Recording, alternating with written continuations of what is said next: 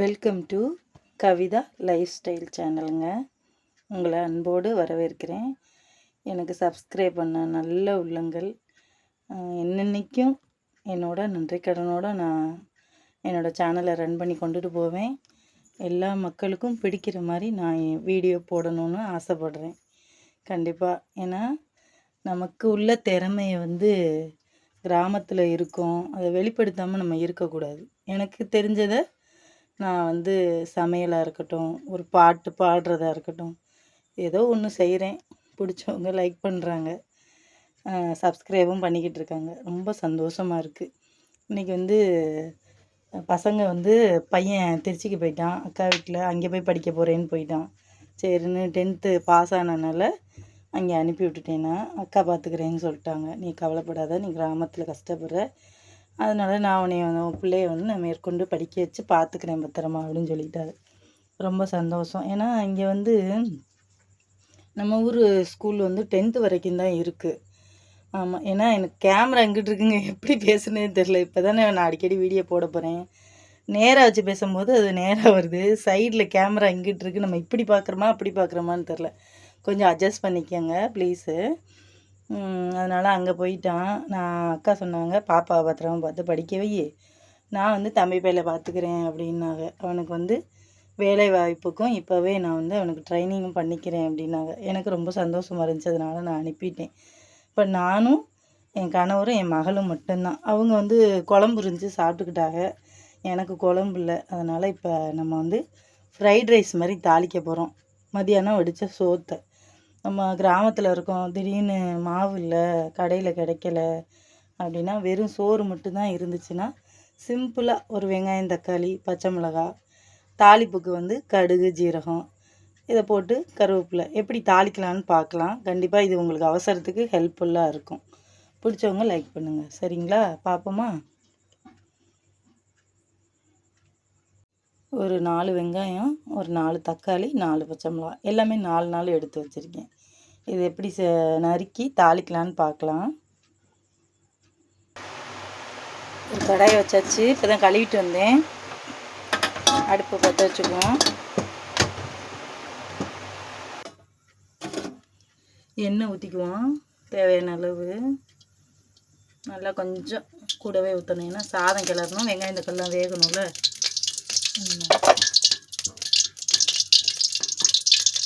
கொஞ்சம் தண்ணி இருந்துருச்சு போல், சடச்சடன்னு கேட்குதா? லைட்டு இப்போ தான் செட் பண்ணேன். வீடியோ எடுக்கிற அவசரத்தில் லைட்டை போடலை. எங்கள் கடையிலே இருந்தது இந்த 5 ரூபா பாக்கெட்டு. கடையிலே நான் வச்சுருக்கேன். அவசரத்துக்கு வீட்டுக்கும் பண்ணிக்கலாம், கடுகு தாளிச்சுக்கலாம், கடைக்கும் வியாபாரம் பண்ணிக்கலாங்க. சும்மா 2-3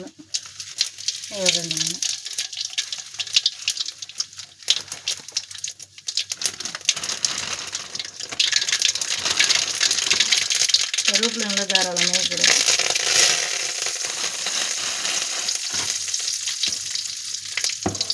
பச்சை மிளகா கிட்டக்கு நின்று அவ்வளோதான், மூஞ்சியில் வெடிச்சு வந்துடும் பச்சை மிளகா. வெங்காயம் ஆம்லேட்டுக்கு மாதிரி நறுக்கணும். இந்த வெங்காயத்தை நீளமாக குழம்புக்கு போடுற மாதிரி நறுக்கக்கூடாது, நல்லா இருக்காது.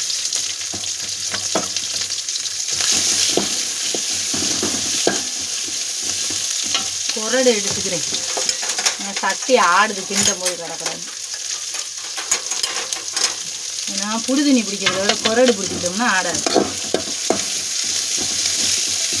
சரிதா? சின்ன ஸ்டாண்டில் மாட்டி தான் வீடியோ எடுக்கிறேன். நம்ம சப்போர்ட்டுக்கு யாருமே இல்லை. போது கொஞ்சம் நல்லா வதங்கட்டும். வதங்கணுமே தேவையான அளவு உப்பு, அப்படிதான் வெங்காயம் நல்லா வதங்கும். கிண்டிக்கும். உப்பு வெங்காயத்தில் சாரணும். அப்போ நம்ம சாதம் சேர்த்து இந்த வெங்காயத்தை கடிக்கும் போது கிரிஞ்சியாகவும் நல்ல டேஸ்ட்டாகவும் இருக்கும். அது சும்மா ஏனதான்னு சில பேர் செய்வாங்க. நான் சமைக்கும் போது அது எப்படி இருக்குன்ற டேஸ்ட்டு ருசித்து சமைப்பேன். அது எனக்கு பழக்கம் சின்ன பிள்ளையிலேருந்தே. அப்படியே அப்பா சமையல் மாஸ்டர்னால அப்படியே சமைச்சு அந்த டேஸ்ட்டு கொடுத்து பழகிட்டாங்க. கொஞ்சம் டேஸ்ட் நல்லா இல்லைன்னா அது உள்ளவே போகாது. நாங்கள் திருச்சியில் டிஃபன் கடை வச்சுருந்தோம். இப்போ அக்கா அங்கே தான் இருக்காங்க. பையனும் அங்கே போயிட்டான். அக்கா பையன் ஜிம்மு கோச்சு, எல்லாத்துக்கும் சொந்தமாக ஜிம்மு வச்சு ட்ரைனிங் கொடுக்குறேன். நான் காட்டுறேன் கண்டிப்பாக வீடியோவில் ஒரு நாளைக்கு. பெரிய டிவி ஸ்டோல் கேட்டில் பெரிய போர்டு வச்சுருக்கான் அக்கா பையன். இப்போ வதங்கிருச்சு, தக்காளியை போட்டுருவோம். இதுவும் நல்லா வதங்கணும். வதக்கிட்டு காட்டுவோம். சாதம் எவ்வளவோ அந்த அளவுக்கு மஞ்சத்தூள். கொஞ்சம் சாதம் தான் இருக்குது, அதனால் கொஞ்சமாக மஞ்சத்தூள்.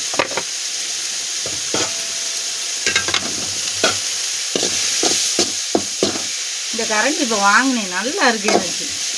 எனக்கு இந்த சைனீஸ் வச்சுருப்பாங்க அந்த கரண்டி வாங்கணும்னு ஆசை. தேடி பார்க்குறேன், கிடைக்க மாட்டேங்குது. அந்த மாதிரி கரண்டி எங்கேயாச்சும் இருந்தால் எனக்கு கமெண்டில் சொல்லுங்கள் ப்ளீஸ். ஏன்னா சமையக்காரர்களுக்கு கரண்டி தான் பெஸ்ட்டாக இருக்கணும். ஆமாம், கரண்டி இருந்தால் சமையக்காரங்களாம் அந்த காலத்துலலாம் எங்கே சமையலுக்கு போனாலும் எந்த பாத்திரத்துலையும் சமைச்சிருவாங்க. கரண்டி மட்டும் கட்டி எடுத்துட்டு போவாங்க. தெரியுமா உங்களுக்கு? எங்கள் அப்பாவும் அப்படி தான். பாத்திரம் எதுவாக இரு, ஆனால் கரண்டி மட்டும் நாங்கள் எடுத்துகிட்டு போவோம். அந்த மாதிரி சமையல்காரர்களுக்கு கரண்டி தான் பெஸ்ட்டு. எத்தனை பேருக்கு தெரியும் சொல்லுங்கள் கமெண்ட்டில். நல்லா வதங்கணும். உப்பு, மஞ்சத்தூள், பச்சை மிளகா, சிம்பிள். ஒரு குழம்பு தேடி அதை தேடி போடலாம். அப்படியே சாதத்தை போட்டுக்கலாம். இதில் வேணுனாலும் முட்டையை உடச்சி ஊற்றி கொஞ்சம் பெப்பர் தூளும் போட்டுக்கலாம். எக் ரைஸ் மாதிரி. சாதத்தை போட்டுடலாமா? சாதம் வந்து உதுத்து வச்சுருக்கேன். குக்கர் சாதம்னா உதுத்து வச்சுருக்கேன். இந்த குக்கர் சாதம் கட்டி கட்டியாக தானே இருக்கும், பானையில் வடிக்கிற மாதிரி இருக்காது.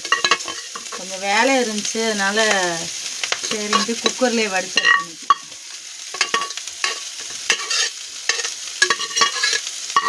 வலிக்கக்கூடாது நைட்டில் பக்கு பக்குன்னு. அவ்வளோதான் சாதம், அவ்வளோதான் இருக்குது. இது 2 பேர் சாப்பிட்லாம் தாராளமாக. ஒரு ஆளுக்கு மட்டும் நினைச்சிடாதீங்க. நானும் எங்கள் வீட்டுக்காரன் சாப்பிட்டேன். அவர் இப்போ தான் சாப்பிட்டாரு. பசிச்சுதுன்னா கொஞ்சம் லேட்டாக சாப்பிடுவார். உருளைக்கிழங்கு வறுத்துட்டு அதை ஒரு கிண்ணத்தில் மாற்றிட்டு கூட சாதத்தை போட்டு கிளறி சாப்பிட்லாம். சூப்பராக இருக்கும். நான் அடிக்கடி இப்படி தான் எதாவது பொரிக்கும் போது கொஞ்சோண்டு காய் வச்சு, எனக்கு இந்த குழம்பு ஊற்றி சாப்பிட்றது எரிச்சலாக இருக்கும், பிடிக்காது. இது மாதிரி தாளித்து சாப்பிட்றத ரொம்ப பிடிக்கும். ஃப்ரைட் ரைஸு, அப்புறம் சிக்கன் ரைஸ் மாதிரியே மீன் மேக்கரை போட்டு அதையும் வறுத்துட்டு அதில் சாதத்தை போட்டு கிளறி சாப்பிடுவேன். எனக்கு அப்படி சாப்பிட்றது தான் பிடிக்கும். இந்த குழம்பு ஊற்றி சாப்பிட்றதே எனக்கு பிடிக்காது. இதுக்கு ஒரு ஊறுகாய் மட்டும் இருந்தால் போதும். இல்லைனா ஒரு மாம்பழம் இருந்தால் கட் பண்ணி வச்சு சாப்பிட்டுக்கலாம். அவ்வளோதான், ரெடி ஆயிடுச்சு, முடிஞ்சு. வேறு முடிஞ்சுப்பா.